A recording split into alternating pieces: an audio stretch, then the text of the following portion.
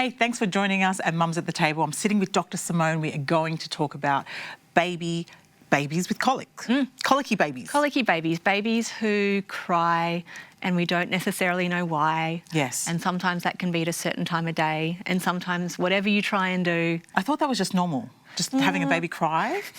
Well, it's nice to think that babies have a reason for when they're crying. Right. So they're hungry or they're dirty or they need a cuddle. But sometimes some babies tends to be later in the afternoon, later in the day, tends to be in the first 6 months, and they just will not settle for whatever you want to do for them. Right, so there's a certain time of the day the baby will just start crying for no apparent reason. Because I know as new parents, you want to make sure your baby's okay, so you'd be looking for... Absolutely. Are they hungry, like you mentioned, you know, do they need changing, do they need a cuddle? Yeah. But they just cry? Some babies, and well, look, a lot of the time there is a reason, it's just you need to be a little bit more detective-like to try and find out what it is. Okay. And so if that is, do they have... Generally, colicky stuff tends to be gut related. So our baby, has your baby had a little burp that hasn't quite found its way out yet? I know that was a cause of my daughter just not settling, and then once it was out, she was fine. Right. Or have they got some wind on the other end that needs to come out? Okay. Those are the sorts of things that can sometimes give us a clue as to the cause of what's going on with a colicky baby. So is it usually got to do with gut?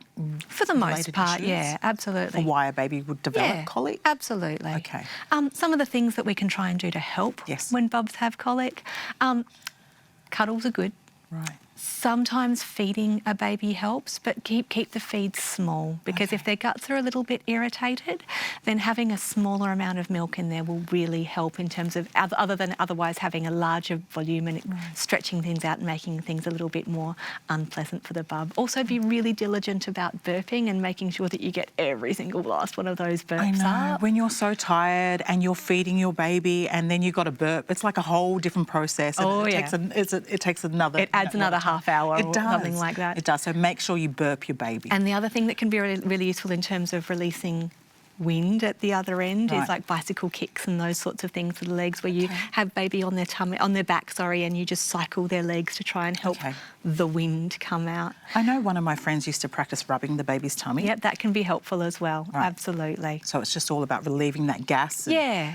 Now, the other thing to be mindful of in this situation is that sometimes if you're noticing that your baby is more distressed during the day rather than just at a certain time of day, or if they're vomiting more or those sorts of things, then you do need to be mindful about things like reflux and whether that can be an issue as well. And so if you've got any concerns about your baby's weight gain or general disposition, then always check with your doctor. Do you get medication to treat your baby for colics? So there are things that can help. So things like the gripe water or an infant's friend and those sorts of things can be useful, but babies will grow out of it. Thanks so much, Dr. Simone, for those awesome tips. I know that will help a lot of mums out there who are dealing with babies that are crying and baby colic. If you need help or more help, go to your GP, get that help.